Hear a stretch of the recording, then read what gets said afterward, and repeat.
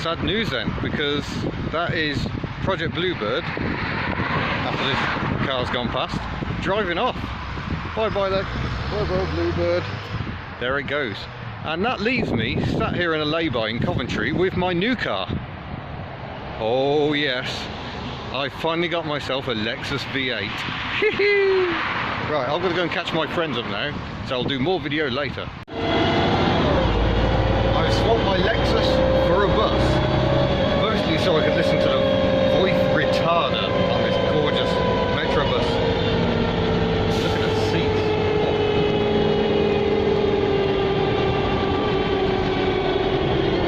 There it is.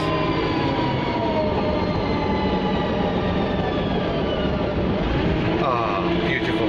So here we are. I've been mucking about on buses. I haven't really had a chance to take in the fact that I am a Lexus owner. Oh yeah, feel very Alan Partridge. Incidentally, see that part next to it? This tiny little thing? That's the Honda Insight. You can see in one of my other videos. And those who commented on the lack of rear wiper at the time will be pleased to see it now has one fitted. But talking of wipers, why would I want a Lexus? Well, it could be the luxury, it could be the V8 engine, but really it's all about the pantograph wipers. Isn't that just delicious? The fact that you have two arms and this pivot point, so it brings the blade out right to the edge of the screen. I mean, that's just gorgeous. I absolutely love it. But yeah, taking in the car, it doesn't seem too bad. I've got a lot of sunroof noise at speed, which is slightly irritating. It's destroying the serenity. I don't know if the sunroof has actually dropped a bit, so it's creating a little bit of turbulence there. But if you have it open, it's less of an issue. In terms of outside, it's a bit scuffed in places. The wheels need a serious refurb. Look at the state of that. And the worst thing I've found is this bit of rot on the back. So I'll try and rub that down and get some rust protection on it or something like that. So, near silent central locking. So jumping aboard the mighty Lexus, and I don't know if that climate control works. It's nice to have a premium sound system. I haven't tested that yet. Apparently the aerial's broken. But apart from being a bit mucky in here because it's been used as a family wagon, it's not too bad. The seats are supremely comfortable, as you might expect. I have got privacy tint on the rear window. I don't much like that, but it does stop people blinding you at night, I suppose. An enormous sunroof, which is nice. I wasn't expecting that. I would have expected an executive car to have a steel sunroof, which is no fun at all. But yeah, I mean, check out my ruched leather. Oh, that's interesting. I've got a button for the headlamp washers. Heated seats, of course. What have we got in here? Ah, that's where my sat-nav will be plugged in later. Interesting. Oh, look. A bottle of medicine. Oh dear. What medicine is it? Calamine lotion. Oh dear. John might want that back. Oh, fold away. Oh, that's better. Fold away cup holders. Let's have a look at the action on that, baby. Look at that. That's what executive gets you. Glove box here. Oh, that's where my CD player is. So you can actually have your passenger change the CDs as you're driving along. And a nice big glove box with some mints and a cassette. What music have I got here? Sad songs. I look forward to seeing what sad songs I've managed to acquire later on.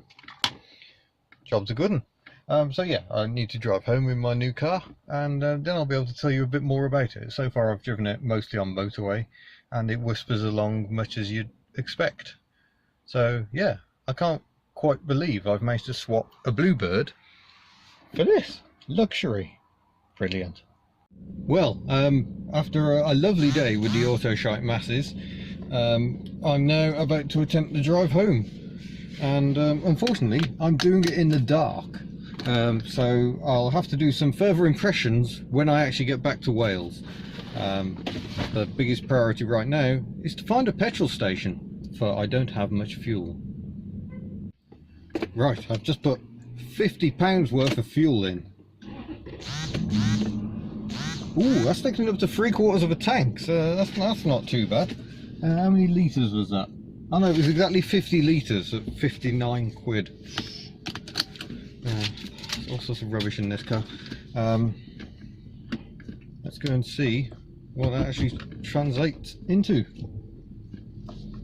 Still a long way to go to get all the way back home, but hopefully a really boring collection caper.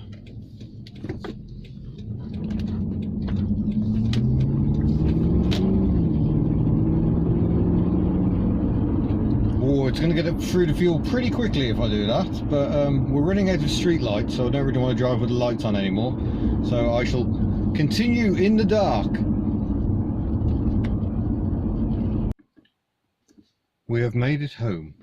Haven't used up all the 50 litres of fuel, so that's good.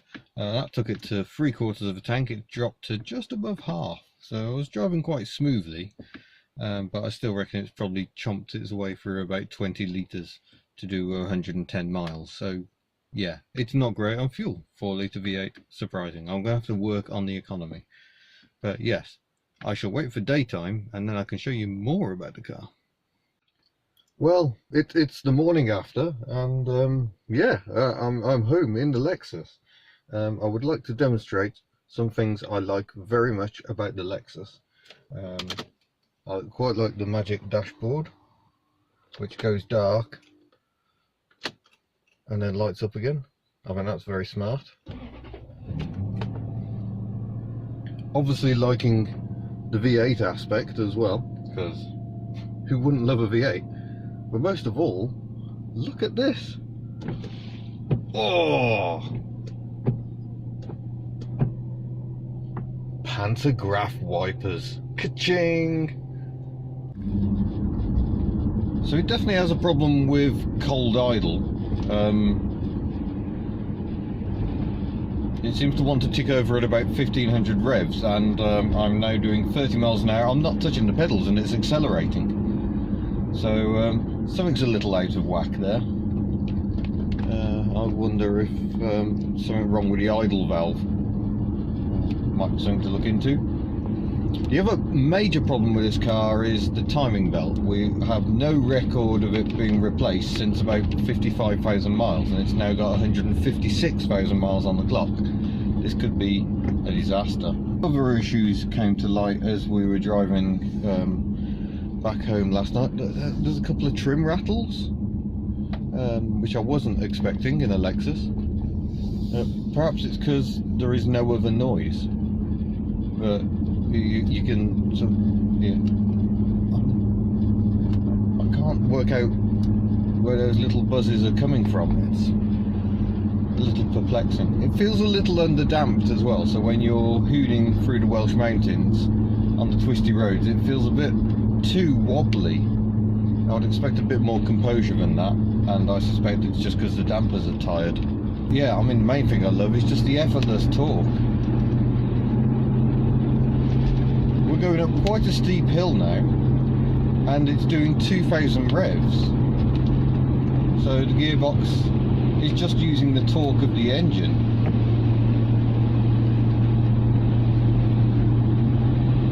Another issue we seem to have is lots of wind noise from the sunroof. It seems to sit a little too low down at the front, so I'm hoping that's something that can be adjusted out. As a replacement for the Bluebird, I think this is going to do very nicely. Although it is clearly going to drink an awful lot of fuel, and it's ridiculous that I'm nipping out to get milk in a huge 4 litre V8 Lexus. It's making it a very expensive bottle of milk.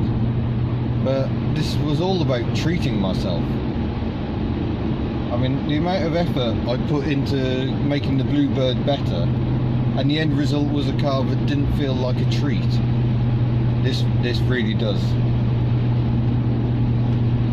So hopefully the Lexus will serve me well, and we shall see how things go. I'll do a more detailed driving report once I've settled into it a bit more and got a bit more of a feel for it.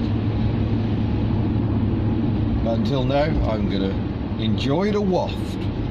So there you go, probably one of my most boring collection capers ever because nothing went wrong. Maybe it's good to prove that occasionally that can happen. So thank you for watching, don't forget to subscribe, and I shall see you again. Farewell. Now where's my pullover?